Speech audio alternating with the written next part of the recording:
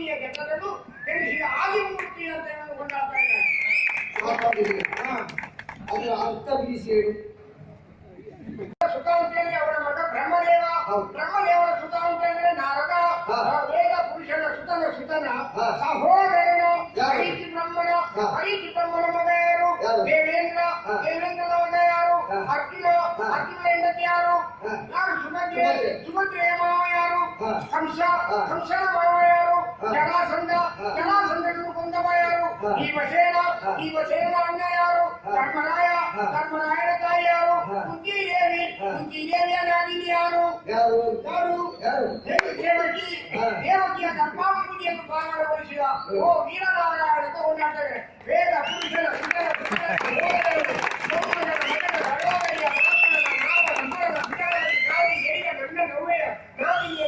ನಡೆಸಿದ ಆದಿಮೂರ್ತಿ ಅಂತ.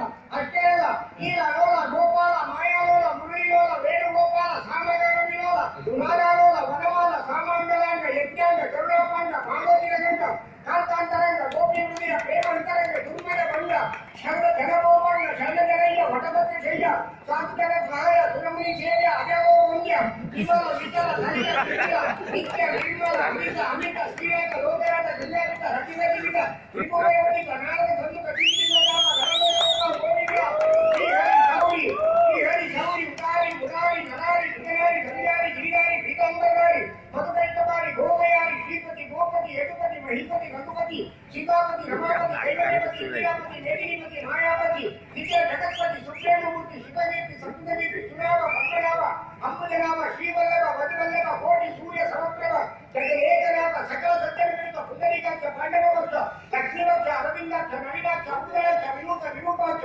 ವಿಶಾಲಾಕ್ಷ ನೀರಜಾಕ್ಷ ಇಂದಿರೇಶ ಸುಂದರೇಶ ಅವಿನಾಶ ವಿನಪುರೇಶ ಯಜ್ಞೇಶ ಪುಂಡರೀಶ ಅವರೇಶ ದೇವೇಶ ವಿಕುಂಡೇಶ ಕೃಷ್ಣ ವಾಸುದೇವ ಮುಕುಂದ ಮುರಹರಿ ಪದ್ಮನಾಭ ಪಂಚಯದೇವ ಜಗತ್ಪತಿಯ ನೀಲಾಂಬರ ಜಗನ್ನಿಪತಿ ರಮಾರಮಣ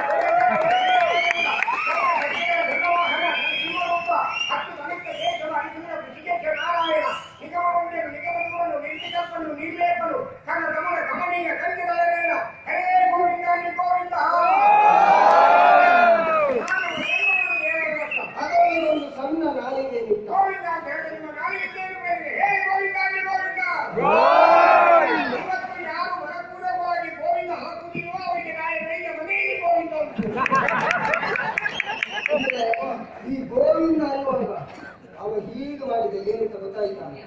ಶೂನ್ಯ ಅಂತ ಅಲ್ಲ, ಗೋವಿಂದ ಎನ್ನುವಂತ ಒಂದು ನಾಮದ ಒಳಗೆ ಎಲ್ಲವೂ ಅಡಕವಾಗಿದೆ ಎನ್ನುವುದು ಸತ್ಯ.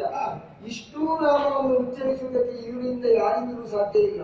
ಆ ಸಾಧ್ಯ ಇಲ್ಲದೆ ಇದ್ದವರು ಭಕ್ತಿಯಿಂದ ಗೋವಿಂದ ಎನ್ನುವ ಒಂದು ನಾಮವನ್ನು ಉಚ್ಚರಿಸಿದಲ್ಲಿ ಇಷ್ಟೂ ನಾಮವನ್ನು ಉಚ್ಚರಿಸಿದಂತಹ ಪುಣ್ಯದ ಫಲ ಪ್ರಾಪ್ತಿಯಾಗ್ತದೆ ಎನ್ನುವುದಷ್ಟೇ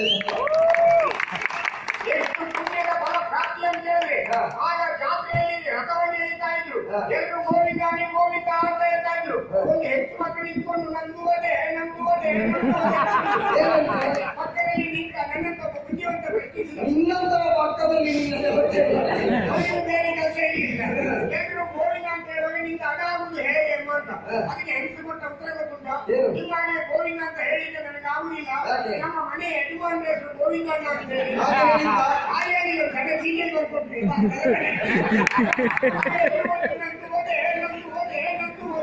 ಅಷ್ಟು ಕಷ್ಟದಲ್ಲಿ ಆ ಗೋವಿಂದ ಎನ್ನುವುದರಲ್ಲಿ ಅವಳು ಭಾಗಿಯಾಗಿದ್ದಾಳೆ ಎನ್ನುವುದಾದ್ರೂ ಅರ್ಥ. ಅವಳ ಹೆಸರು ಭಾಗಿ ಅದನ್ನೇ ಕೇಳಿಕೊಂಡಿದ್ದೇನೆ.